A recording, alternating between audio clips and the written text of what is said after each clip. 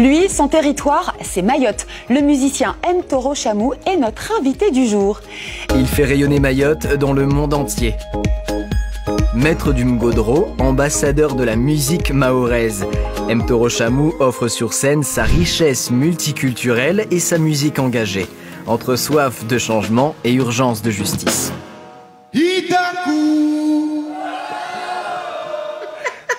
Bonjour M. Toro. On est vraiment content de vous recevoir à nouveau dans Outre-mer de Bague. Bientôt j'aurai une chambre par ici, je crois. Oui, bah vous pouvez vous installer, Oui, vous êtes à la maison. Super. M. Toro, les Parisiens auront la chance de venir vous applaudir le 24 septembre à la Cigale et de découvrir, s'ils ne le connaissent pas en tout cas, votre style, cette musique moderne mahoraise. On va avoir un avant-goût quand même de ce concert maintenant.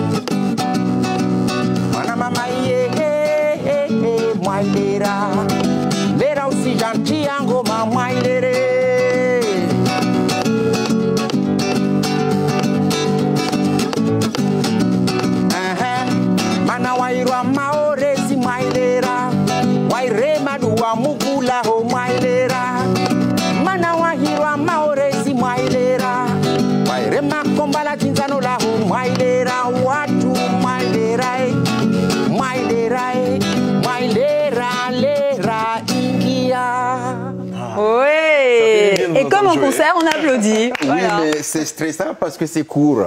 Oui. En tout cas, merci pour le cadeau. Merci pour le cadeau. On le reçoit volontiers. Vous connaissez ma passion pour la musique. J'ai reconnu quelques notes de Mgodro. Donc vous vous inspirez de cette musique. D'où vient-elle? Mais c'est une musique qui vient de chez moi.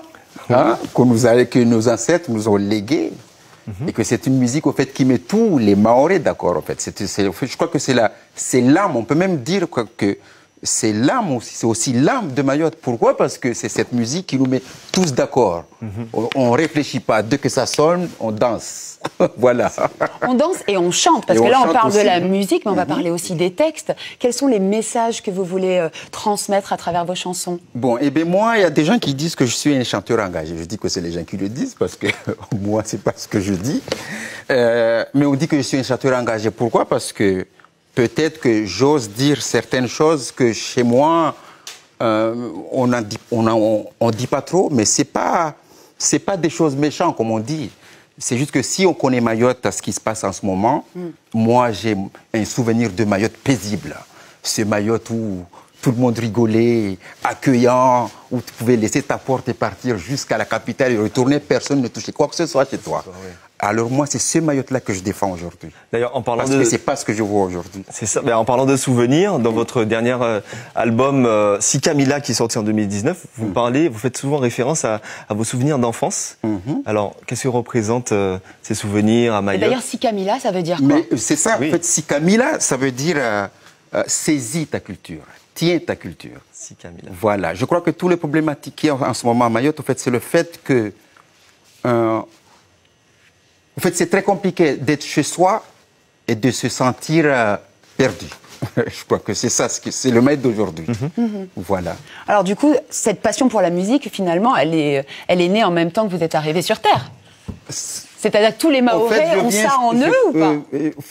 Au fait, tous les Mahorais ont ça en eux, mais après, on ne fait pas tous notre métier, hein, la musique. Mais au fait, tout est accompagné par la musique à Mayotte.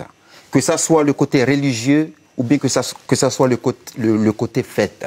Et c'est pour ça aussi qu'on a aussi c'est un petit peu compliqué pour nous de mettre des mises en place concernant tout ce qui est musical chez nous. C'est pas parce que on peut pas, c'est que c'est très compliqué. Parce qu'en fait, on vient d'une île où quand on parle des rythmiques mahorais, on n'en parle pas de rythmiques, on parle des rythmiques.